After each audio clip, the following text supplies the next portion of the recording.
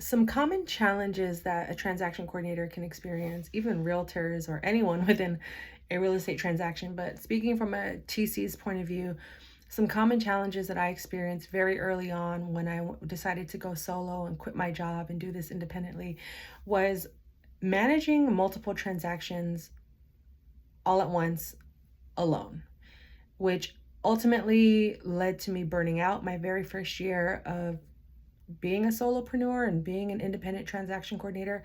I didn't have the mindset or the foresight to think as soon as I get to X amount of transactions or X amount of money in my bank account, I'm going to outsource help. Or this is how much I have right now to outsource help for the next month. I didn't have that thinking in the first year of my business. Fast forward now, I'm going on year 6. I definitely have switched that mindset to think about those things. And I have hired help. I've had VAs. I've done all that. And now I understand the benefits. There are pros and cons, but that'll be for a different conversation. Give me a follow so you can make sure you don't miss that one. But definitely managing multiple transactions at once and dealing with urgent changes at the last minute, or maybe you were left off of an important email which affected the whole transaction. For instance, maybe they added a buyer at the last minute. Maybe they decided to change the close of escrow date, or there was a whole counter offer that you were never copied on. So as a TC, you kind of have to, not kind of, you actually have to anticipate these things. So I would get in the practice to avoid some of these challenges is to just be proactive and just double confirm, double check with your realtor as the transaction is going in the beginning. Just say, hey, thank you for, or congratulations for this, congratulations for ratifying on this deal. Just double checking, are there any counters, addenda, changes, etc. Because oftentimes a lot of the negotiation happens behind the scenes where you're not involved. And when it gets to you, it may have gone through several other people before you. So you want to make sure you have those things. And as you get closer to close of escrow, make sure you're consistently auditing and managing those files that you have on your desk throughout the transaction. Don't wait until the very last minute to do everything, because you will just, it's just not fun. I did that, definitely a challenge. It made my job more challenging, but essentially I would just be agile, be flexible, anticipate some of those things. If you notice the conversations and the emails have changed, and sometimes they just CC in those emails, but read them, get as much information as you can about the file. So if you see something that's off or that maybe you didn't know about previously, you can always go back to your realtor about those issues first. Always double check with your realtor first, because communication and follow-up is so key. That is something that is a big mistake and a challenge I had my very first year. Even when I worked at an office, I think working at an office, I felt like I didn't have to reply to emails because they were right there next to me or at the office next to me. And communication and follow-up is so key, because that will notify them that you're working on it, that they can trust you, that you are professional, that you are doing your job in a timely manner, and they don't have to worry on their end because they're already dealing with so much stress, and so are you. But to alleviate some of that stress on your plate, it's definitely important to acknowledge every single email that comes in, even if it's a simple thank you, got it, depending on your professional relationship with that person. I have a lot of teams that are a bit more relaxed, so they don't expect me to be as formal with every response to just the realtor. But if I'm addressing, say, everyone within the transaction, it's definitely hello, person, and then a formal body of an email, which could be like 2 or 3 sentences instead of a simple just got it. You could be a little bit more informal with your realtor if you have that rapport with them. But ultimately, some common challenges that I experienced that you may also experience or have, let me know in the comments. I'd love to hear from you, is just managing multiple transactions at once and just not having systems in place, or working solo, especially if you've experienced exponential growth, dealing with urgent changes, not being agile, not being able to adapt to those changes, or maybe not anticipating them ahead of time, as well as communication and follow-up. That was definitely a challenge for me, because I just like to do things and do things on my time, when I'm ready, when I have the when I've moved on from one transaction to the next, but sometimes you just have to collaborate and acknowledge what's in front of you first. You don't have to stop everything to do what they're requesting unless it's urgent, but ultimately letting them know you received the email, you will work on it. And you can even, if you so choose to, say, hey, I'll have this by the end of the day, I'll have this by the end of the week, whatever the case. But just know that communication and follow-up is probably the number one asset you will have in your real estate business on all ends, because communication is so key. If you go into escrow and say it's a 7-day transaction and no one is talking, no one knows the status of the money, no one knows the status of the title, it could be a whole big mess. So it's important for everyone within the transaction to communicate effectively, often, and just build that rapport and trust, because it goes a long way in the future. If you have any other questions, let me know. My name is Lillian Hernandez, aka Lily Like the Flower. This is Transaction Care, and I'm helping you learn about real estate, demystifying the business of real estate one conversation at a time. Check out my podcast, my YouTube channel, give me a follow here, subscribe, all of it. And if you need a coach, if you need someone to help you work this process, get organized, eliminate those roadblocks, I'm here. Send me a message, DM me, say, hey coach, put me in, I need some help. Whatever it takes, I'm here to help. Talk soon.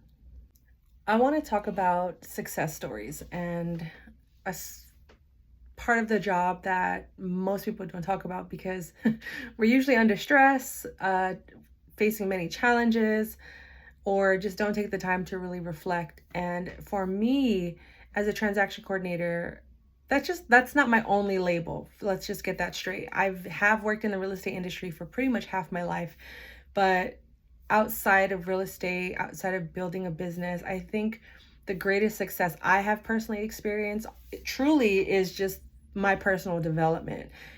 In all honesty, I always looked at transaction coordination as the vehicle that was going to get me to and from different places, or in order to accomplish certain goals, or to eventually get me out of my own comfort zone and get me to do things and challenge myself in ways that go beyond the paperwork, right? But the only way I am able to experience these new ventures, or talk to you all, or to build a community, or have a podcast, is from the work I did and continue to do as a transaction coordinator. And that comes down to building great working relationships.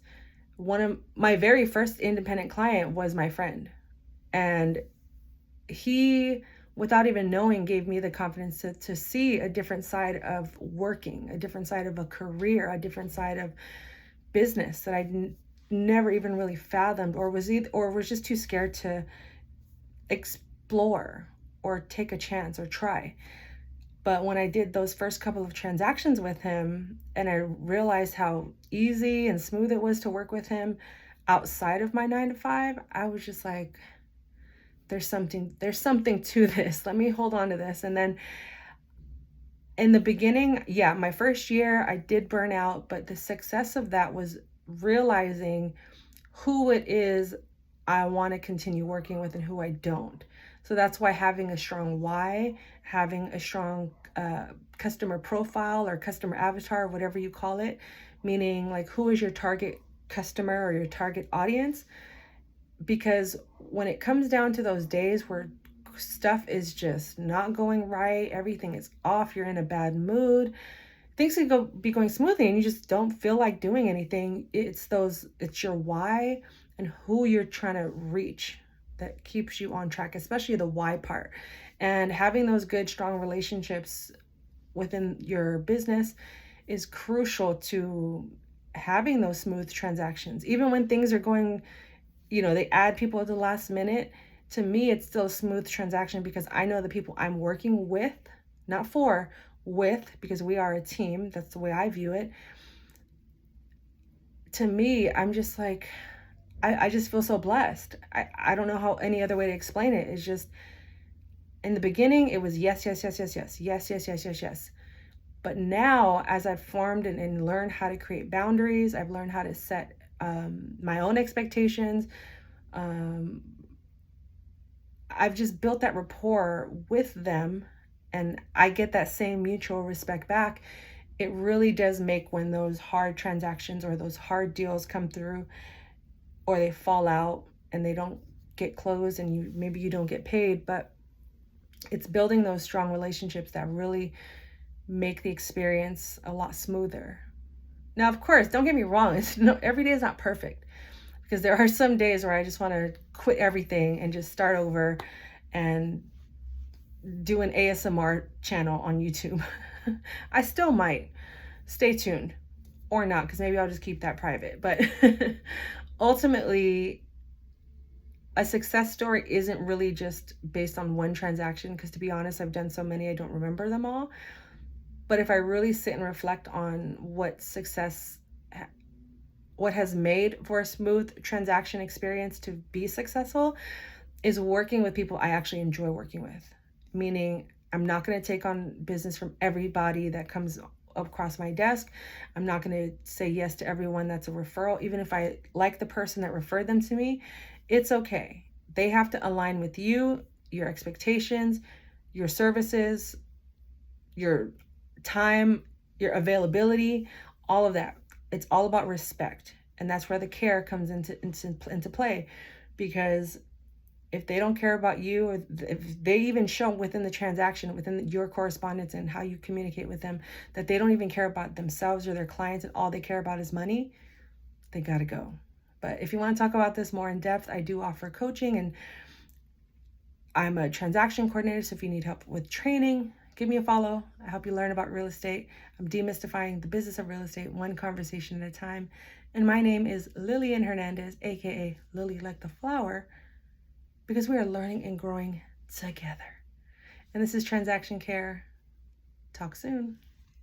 Communication tips. Let's talk about effective ways you can communicate with your clients, your agents, and those involved within the transaction as a real estate transaction coordinator.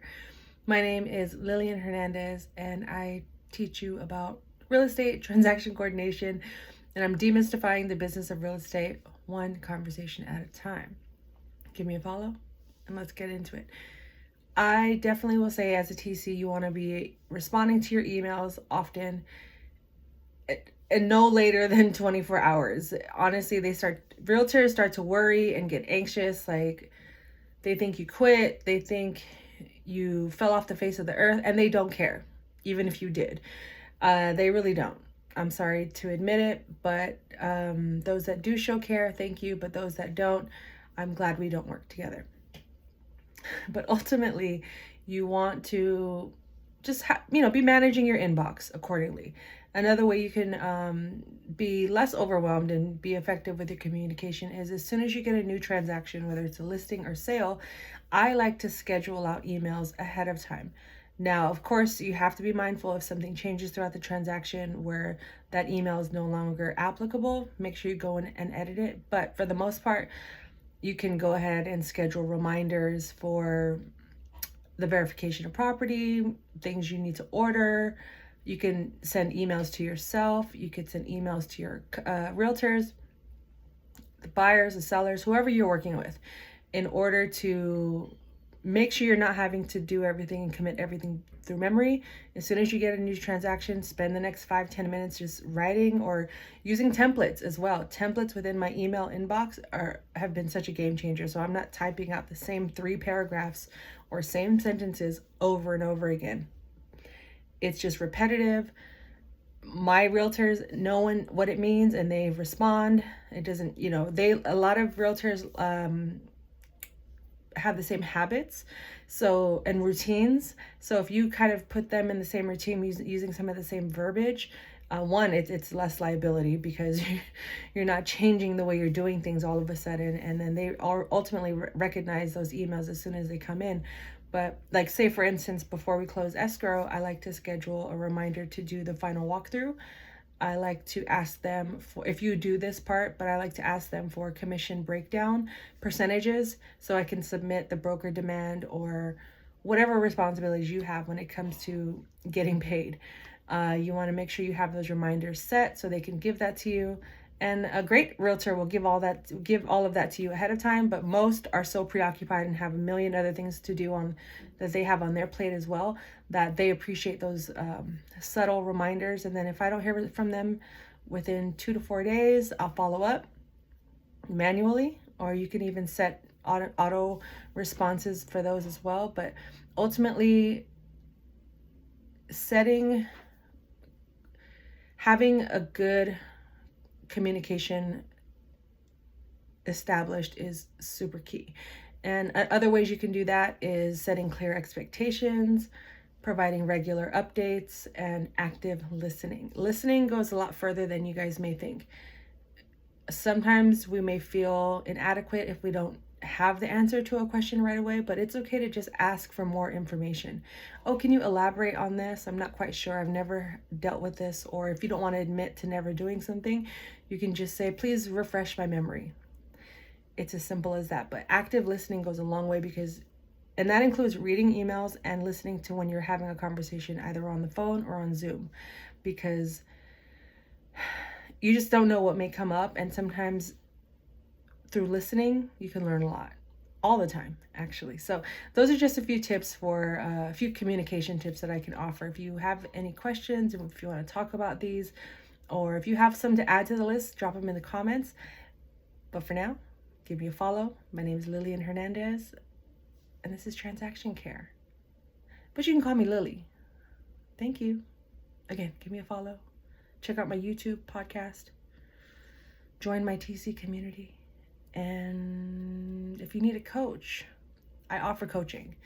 It goes beyond just training for transaction coordinators. We go in here and work through whatever goals you want to accomplish and get you on the right path.